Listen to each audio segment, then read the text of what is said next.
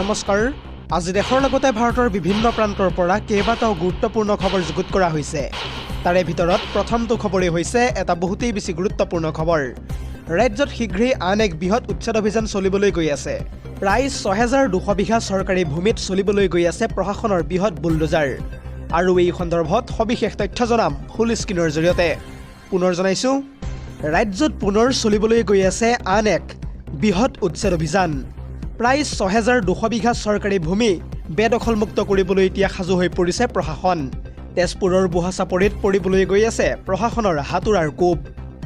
বুঢ়াচাপৰি বন্যপ্ৰাণী অভয়াৰণ্যত চলিবলৈ গৈ আছে এই বৃহৎ বুলডোজাৰ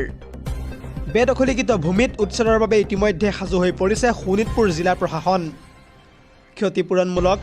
বননীকৰণৰ বাবে আবণ্টন দিয়া হৈছিল যিহেতু ৬২০০ বিঘা ভূমি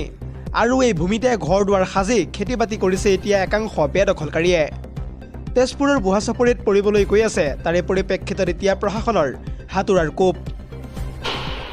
পৰৱৰ্তী খবৰটো হৈছে আন এটা বহুতেই বেছি গুৰুত্বপূৰ্ণ খবৰ কিয়নো জুবিন গাৰ্গৰ চাৰ্জশ্বিট ফাদিল কৰি এইবাৰ বিপদত পৰিছে বিধায়ক অখিল গগৈ আৰু এই সন্দৰ্ভত সবিশেষ তথ্য চাওঁ আহক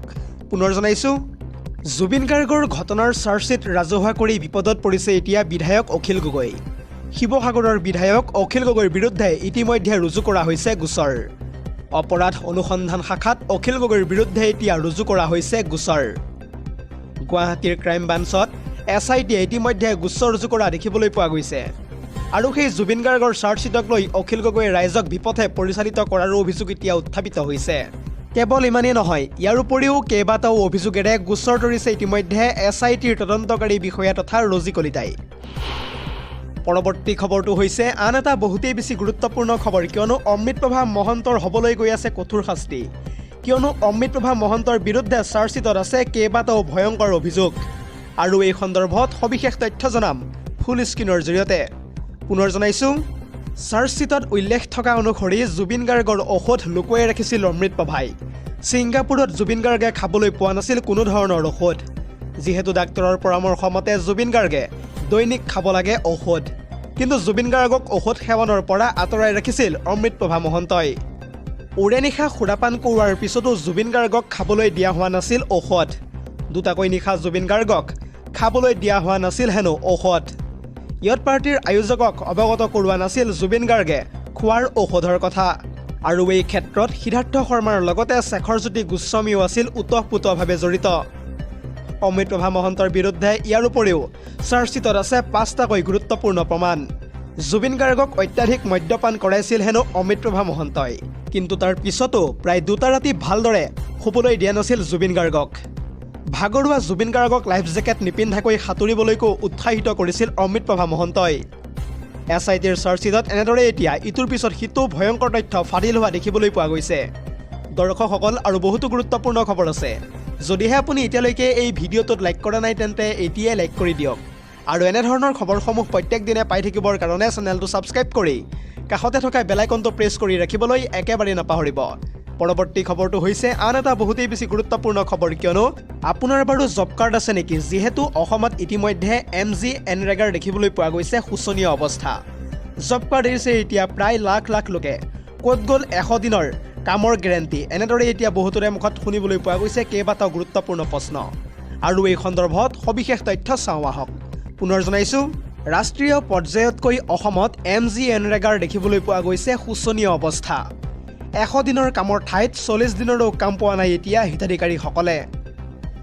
হতাশাগ্ৰস্ত অসমৰ প্ৰায় 10,15,500 লোকে এৰিছে এতিয়া জব কাৰ্ড 2005 চনত কংগ্ৰেছ চৰকাৰে যিহেতু আৰম্ভ কৰিছিল এই আঁচনিৰ কাম কিন্তু পৰৱৰ্তী সময়ত এই আঁচনিখনৰ কিছু নীতি নিয়ম সংশোধন কৰিছে বিজেপি চৰকাৰখনে 100 দিনৰ ঠাইত 125 দিনৰ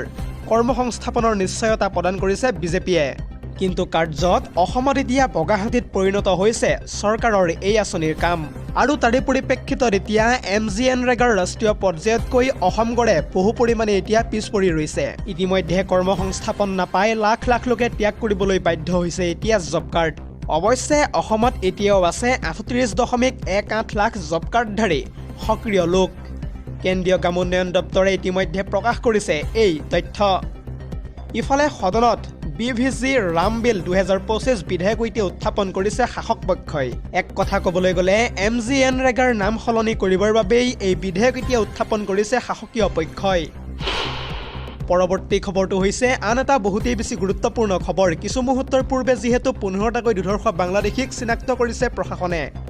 আৰু আগন্তুক 24 ঘণ্টাৰ ভিতৰত ভাৰতৰ সীমাৰ পৰা বাহিৰ কৰাৰ নিৰ্দেশ এতিয়া প্ৰদান কৰিছে জিলায়ুক্তই। আৰু এই সন্দৰ্ভত সবিশেষ তথ্য জনাম ফুল স্ক্ৰীনৰ জৰিয়তে। পুনৰ জনাইছোঁ, ৰাজ্যত পুনৰ চিনাক্ত কৰা হৈছে 15টাকৈ দুধৰ্ষ বাংলাদেশী হিচাপে ঘোষিত আটাইকে এতিয়া ভাৰত এৰি যাবলৈ নিৰ্দেশ দিয়া হৈছে। নগাঁও জিলা বিদেশী ন্যায়াধিকৰণে ইতিমধ্যে চিনাক্ত কৰিছে 15টাকৈ দুধৰ্ষ বাংলাদেশীক আৰু আগন্তুক 24 ঘণ্টাৰ ভিতৰত ভাৰতৰ সীমাৰ পৰা বাংলাদেশীক বাহিৰ কৰাৰো এতিয়া নিৰ্দেশ প্ৰদান কৰা হৈছে। নগাঁও জিলা আয়ুক্ত তথা দেৱাশিষ শৰ্মাই দিলে বাংলাদেশী বিতৰণৰ নিৰ্দেশনা। আজি বাংলাদেশী কেইজনক প্ৰত্যাৰ্পণৰ বাবে আটক কৰিছে ইতিমধ্যে আৰক্ষীয়ে। ধিঙৰ 1 নং কান্ধুলিমাৰীৰ জহুৰা খাতুনক বাংলাদেশী হিচাপে চিনাক্ত কৰা হৈছে। কেৱল ইমানেই নহয়, নগাঁও টাউনৰ আব্দুল আজিজ জুৰিয়াৰ আহেদা খাতুনক বাংলাদেশী হিচাপে ঘোষিত কৰা হৈছে। লগতে বাংলাদেশী হিচাপে ঘোষিত কৰা হৈছে ৰূপহীহাটৰ আজুফা খাতুন, ৰহাৰ হুছেইন আলীৰ লগতে ব্ৰতদবাৰ ফাজিলা খাতুন, চামগুৰিৰ আনুৰা বেগম আৰু আশা খাতুনক ইতিমধ্যে বাংলাদেশী হিচাপে চিনাক্ত কৰা হৈছে। আৰু ইয়াৰ উপৰিও ৰহাৰ চাপৰমুখ টাউনৰ নজৰুল ইছলাম, ৰহাৰ দীঘলীয়াতিৰ ৰহিম ছেইথৰ লগতে ৰহাৰ দীঘলীয়াতিৰে বুৰেকালী আৰু ৰহা টাউনৰ ইদ্ৰিছ আলীৰ উপৰিও কলিয়াবৰৰ হাতীগাঁও বাগানৰ ৰুস্তম আলী, জখলাবন্ধাৰ আনোৱাৰ খান আৰু কলিয়াবৰৰ গৰৈমাৰীৰ তাহেৰ আলীকো এতিয়া বাংলাদেশী হিচাপে ঘোষণা কৰিছে ট্ৰিবিউনেলে। ইতিমধ্যে সম্প্ৰতি মাটিয়াৰ ডিটেনশ্যন কেম্পত ৰখা হৈছে বাংলাদেশী নাগৰিক কেইজনক আৰু আজি নিশাই ভাৰতৰ সীমান্তৰে বাংলাদেশলৈ প্ৰত্যাৰ্পণ কৰিব আটাইকে। পৰৱৰ্তী খবৰটো হৈছে আন এটা বহুতেই বেছি গুৰুত্বপূৰ্ণ খবৰ, কিয়নো বিজেপি বিধায়ক তথা বিজয় মালাকাৰ আচলতে ভাৰতীয় নাগৰিক হয়নে নহয়, কিয়নো তেখেতৰ নাই ভোটাৰ তালিকাত নাম। আৰু এই সন্দৰ্ভত সবিশেষ তথ্য জনাম ফুল স্ক্ৰীনৰ জৰিয়তে। পুনৰ জনাইছোঁ, ৰাতাবাৰীৰ বিজেপিৰ বিধায়ক তথা বিজয় মালাকাৰ আচলতে ভাৰতীয় নাগৰিক হয়নে নহয়। বিজেপি বিধায়ক মালাকাৰৰ নাগৰিকত্বক লৈ সন্দেহ আৰু ইতিমধ্যে প্ৰশ্ন উত্থাপিত কৰিছে একাংশই। মালাকাৰৰ নাগৰিকত্ব প্ৰমাণ বিচাৰি ইতিমধ্যে লাখ আবেদন জাৰি কৰিছে গুৱাহাটী উচ্চ ন্যায়ালয়ত। উল্লেখযোগ্য যে যোৱা 2005 চনৰ পূৰ্বৰ ভোটাৰ তালিকাত নাম নাই বিধায়ক মালাকাৰৰ। কেৱল ইমানেই নহয়, ভোটাৰ তালিকাত নাম নাই বিজয় মালাকাৰৰ পিতৃও। আমি জানিব পৰা মতে 2005 চনত ভোটাৰ তালিকাৰ সংযোজিত তালিকাতহে আছে তেখেতৰ নাম আৰু ইয়াৰ ভিত্তিতেই বিজয় মালাকাৰ ভাৰতীয় নাগৰিক আচলতে হয়নে নহয় বুলি এতিয়া গোচৰ তৰা হৈছে। আৰু এই গোচৰ তৰিছে বিজয় কুমাৰ কানুৰ লগতে বৰ্জগোপাল সিংহাই। বিধায়ক বিজয় মালাকাৰ আৰু ৰাজ্য চৰকাৰ শ্ৰীভূমিৰ আয়ুক্তলৈকো ইতিমধ্যে জাননী প্ৰেৰণ কৰা হৈছে। কেৱল ইমানেই নহয়, নিৰ্বাচনী বিষয়া আৰু ভাৰতৰ নিৰ্বাচন আয়োগলৈও ইতিমধ্যে জাননী প্ৰেৰণ কৰিছে আদালতে। RTI তথ্য নোপোৱাত হাইকোৰ্টত গোচৰ তৰিছে ইতিমধ্যে আবেদনকাৰীয়ে আৰু আগন্তুক 4 সপ্তাহৰ ভিতৰত সকলোকে উত্তৰ দিবলৈ এতিয়া নিৰ্দেশ প্ৰদান কৰিছে GSC অৰ্থাৎ গুৱাহাটী হাইকোৰ্টে। News desk report, ZD news.